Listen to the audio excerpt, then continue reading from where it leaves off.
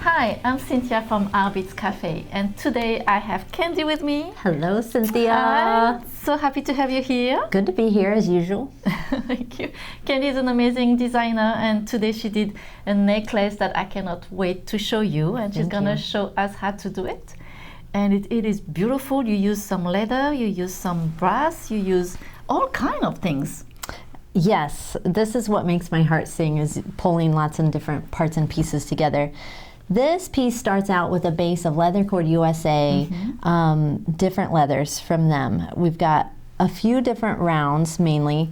I've got a natural brown, just for an earthy element, some metallic round, matte round, and then some more metallic like a pearl teal round. So the whole inspiration for this piece started, like so many times, it starts with one piece. Yes. I used the starfish pendants from or pendant from Artbeads, and then just started mixing and matching leathers that complemented the focal piece. Oh, it's a beautiful combination, I have to say. Thank you. And I left out that this is the metallic gold bolo. So from there, I decided to use Tiara cast brass, the antique brass, right? So this is the base of our piece. So I've gone ahead and cut a length. Lately, I'm going to just hold this up. Lately, I've been into just over the head necklaces because layering is still so popular with fashion that you can just use this as yours and layer it and wear shorter pieces with it, or even longer chains or whatever with it. So this is pre-cut to just be a short little focal piece. Okay. Now, it doesn't really matter about keeping everything organized right now, because all we're going to do is slide on our bail focal piece. Okay. And the bail focal piece, you want all the pieces of leather going in through that bail, right? That's right. Okay. And this is, let me flip it around here. I've got it, there we go. You want to kind of use, well, I like to use the natural curve of the leather. You know, so get that going. And then just for fun, here are some little beaded dangles that you and I whipped up. You know, a nice stone bead, maybe a little sparkle, some chain, and then another tiara cast bail. And I think it's easy to sort of string a couple pieces of the leather at a time, you know, and just sort of feed things through as you go. Okay. I especially love this one because it has an extra wide opening. Right. So you can fit a lot of leather through that. Did you put all of them in this I one? sure too? did. I sure did. Now, this is where I really love it. This is a tighter fit. That's okay. It's going to twist the leather. Oh, it gives it. I felt like we called it in art school. We called it a happy accident because it makes that leather sort of blend and twirl, right? So. And you know what it made me think also, because this is the sea theme, and it's kind of like a wave going in between. Yep. And really yeah, cool. I just thought, yeah, that's kind of how the ocean looks, isn't it? Even underwater, you see that wave of plants move and all of that. Yeah, Calgon, take me away. Do you remember those commercials with the dish soap? Anyway, we're back to beading. Okay, so this looks a little bit like a horror movie at first. It's going to start moving and twisting and whatever, but don't worry. These bails are going to bundle all of our leather strands together, and you can pull and move these pieces as you need to. Okay. And you want to find, will you slide that down for me, please? This one. Perfect. Okay. Yep. So the next thing we want to do now, once we get this all straight, is find the center, because we want to kind of keep it a little bit organized. It's like if you work on this a little as you go, then you don't have so much to adjust in the end. And you can always move the bail pieces up or down where you want them to lay. Okay, so now on the example that I brought, I added more and more charms and bits. But the next thing I added in between are some large hold spacer beads. Oh. And these go on the skinnier pieces of Leathercord USA round leathers. Oh, this is so great. I give a little of sparkle and another dimension on the leather. This is great. It's the, I used to have a joke, no spacer bead left behind. Like, because I felt like every head pin dangle had to have a spacer bead. Oh, better put a spacer bead on that, you know. Oh, gonna need more spacer beads. No spacer beads left behind. And then we would repeat for the other side. Right. Now, let's say you're not into the mermaid look. That's the cool thing, like a pile of leather cord USA leather. So you can see it comes in all different colors. I mean, it really is the rainbow of leather.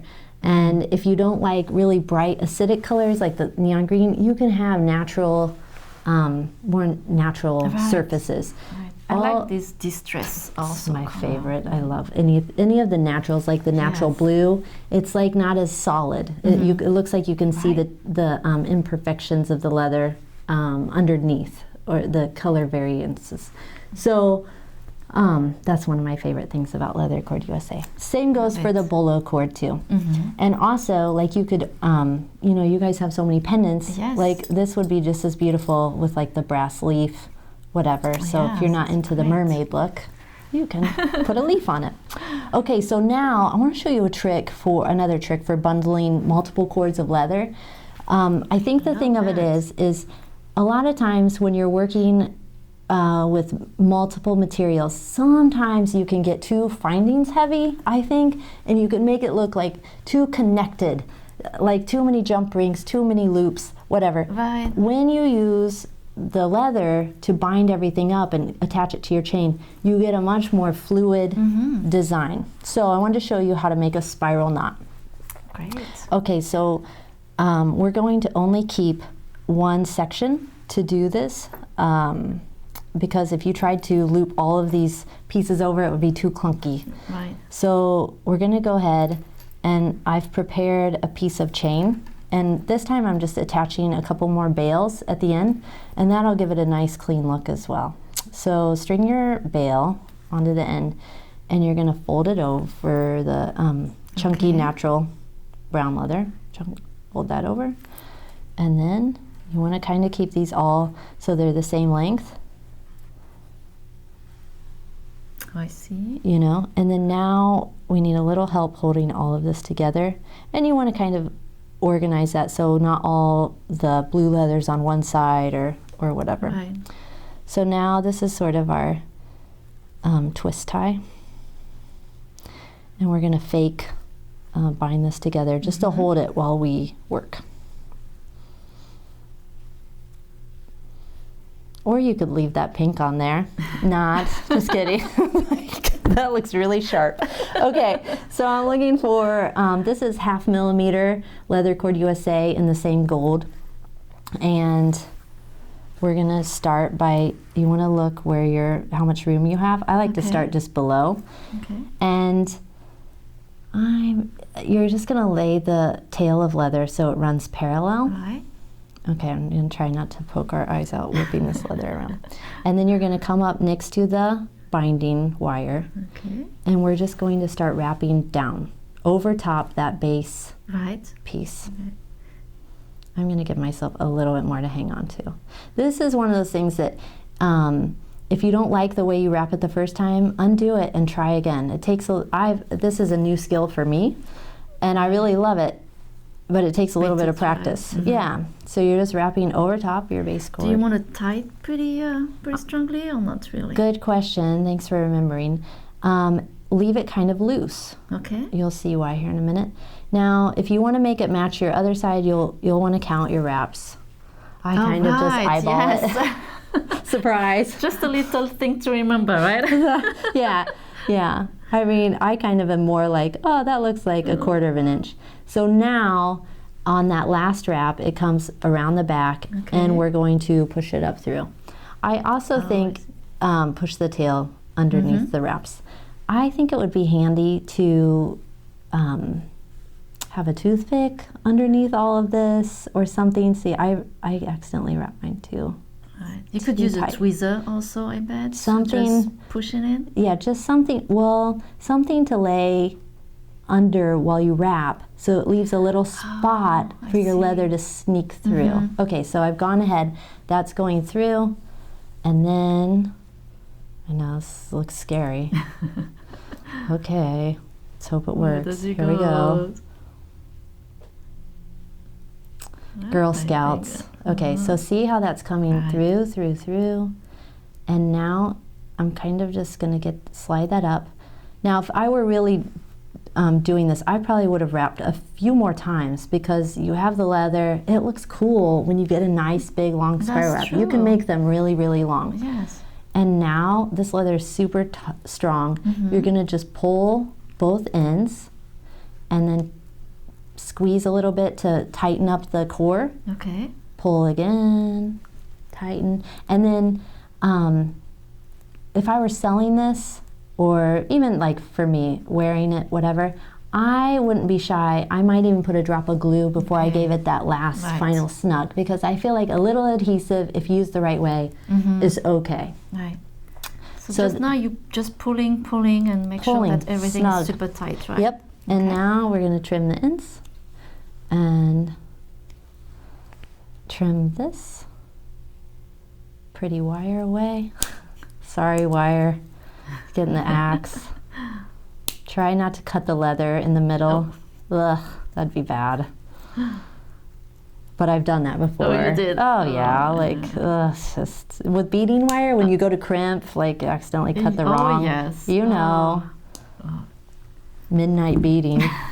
Okay, let's get all of this out of the way so we can see what we have here. So now that's looking pretty good. For now, I'm going to go ahead and trim some of that excess away. And then now you want to cut all of your tails of leather that are sticking up through. Okay. There is always also this moment, okay, with that hold, do I really cut? I know. It's scary. It's scary. Beading or little anxiety. Okay.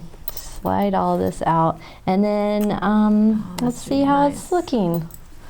Yeah, so then you could just finish your other end, and it would even be cool if you left all these ripples and waves in it, because the leather is rigid enough that it's going to hold its shape. Right.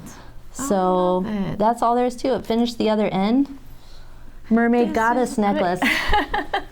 This is really good. Thank you so much for showing us. I mean, seems like a quick project and pretty easy to do. I love it. Yes, super customizable too, with all the colors of leather. That's true. Thank you again. Thank you.